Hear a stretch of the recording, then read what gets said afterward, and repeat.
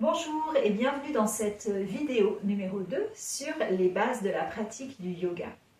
La dernière fois, je vous avais parlé au travers de la posture de Samastiti des endroits du corps à mobiliser pour éviter de se faire mal. Le périnée, la sangle abdominale, la colonne vertébrale, les épaules, comment venir placer notre corps au départ pour éviter de se faire mal lorsqu'on va aller plus loin dans les postures.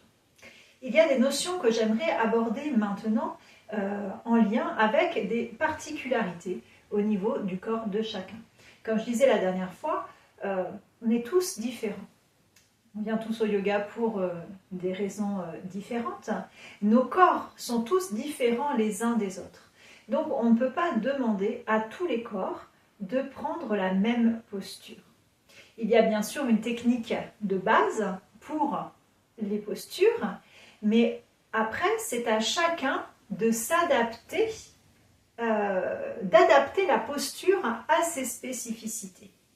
Dans ces spécificités, je pense particulièrement à l'hyperlaxité, à des réductions de mouvement au niveau des épaules, au niveau des hanches, des réductions d'amplitude. Et aussi les problématiques qui vont être en lien avec le retour veineux, avec des vertiges. Donc dans cette vidéo, je vais vous apporter des clés pour pouvoir pratiquer et prendre conscience en fait peut-être de certaines problématiques que vous pourriez avoir et pour lesquelles vous ne savez pas comment adapter votre yoga.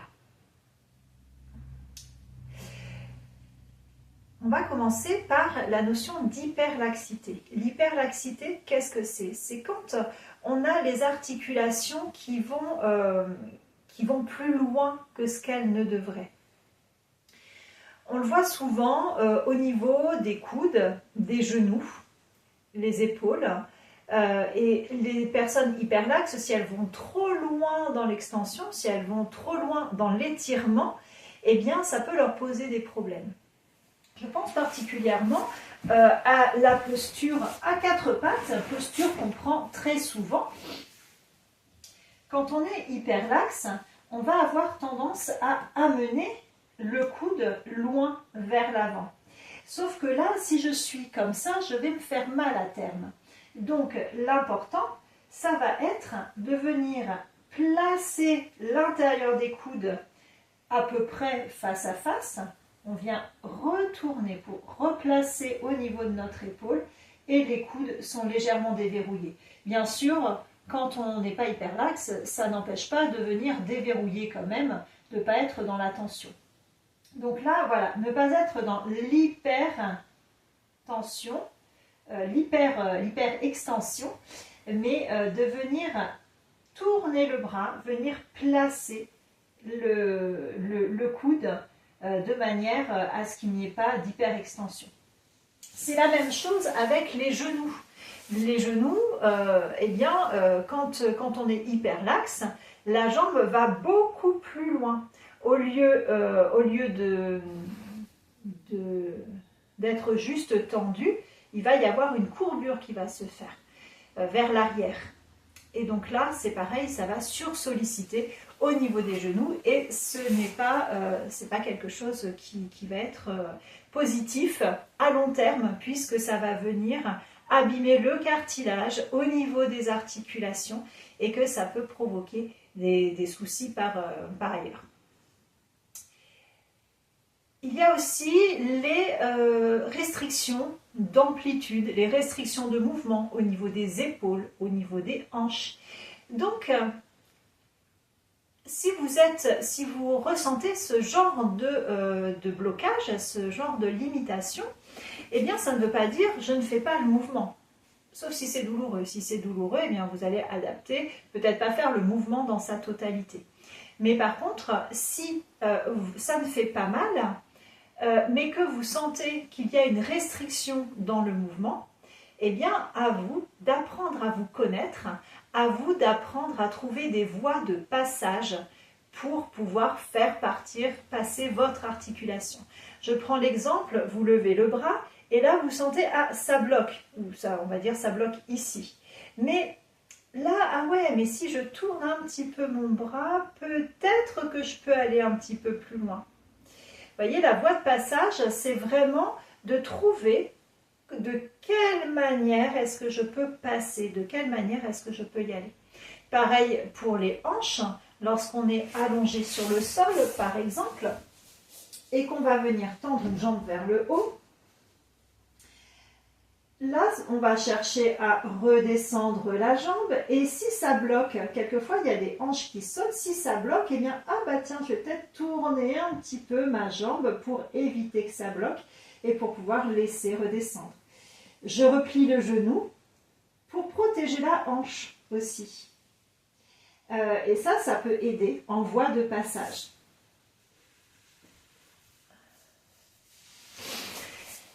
Ce qui va être important, c'est de toujours relâcher l'effort, force. Être dans un effort qui est doux. Effort ne veut pas dire douleur. Effort veut dire être dans une intensité de la pratique, mais intensité, c'est pas une intensité musculaire. Si ça fait mal, si ça tremble, si on ne tient pas, eh bien, on lâche doucement. On sort de la posture. Si on reste alors qu'il y a ces tensions dans tout le corps, s'il y a ces douleurs, c'est notre mental qui prend le dessus. L'objectif du yoga, c'est d'être bien dans son corps, d'être bien dans sa tête, d'être bien dans son esprit. Et le yoga, la pratique physique, nous amène physiologiquement à relâcher, à relâcher toutes ces tensions, à relâcher le mental. Si on a des tensions au niveau physique, notre mental sera actif. Il sera là à vouloir tenir coûte que coûte cette posture et c'est notre ego qui rentre en jeu à ce moment-là.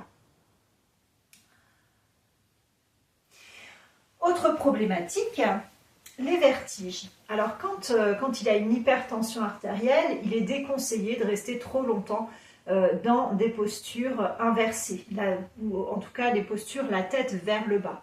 C'est déconseillé. Donc dans ce cas-là, vous adaptez en fonction de ce que vous pouvez faire. Parce que deux personnes hypertendues différentes, eh bien, n'auront pas les mêmes spécificités. Donc c'est à chacun aussi de voir comme c'est le mieux pour lui. Problème cardiaque, on va éviter de rester trop longtemps vers le bas. Après, c'est à vous de voir aussi avec votre enseignant en yoga ce qu'il en pense et ce qui peut être bien pour vous.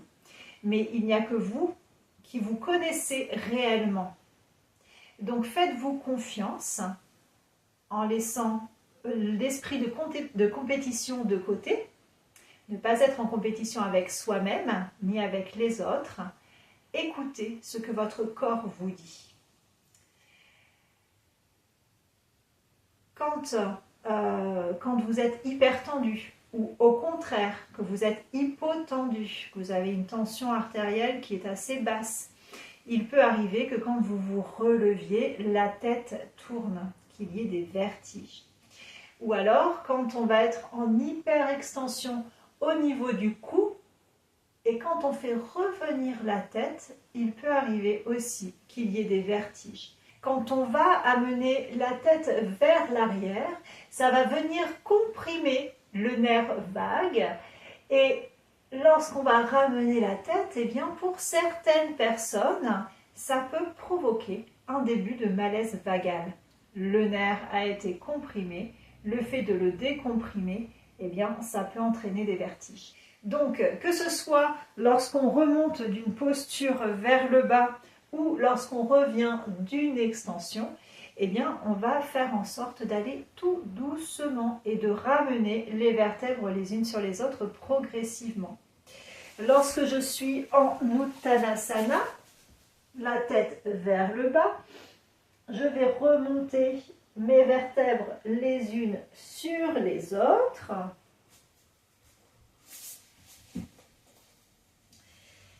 Et lorsque j'arrive au niveau des épaules, eh bien je prends le temps de venir réempiler mes vertèbres cervicales les unes sur les autres pour éviter que ça ne provoque des vertiges.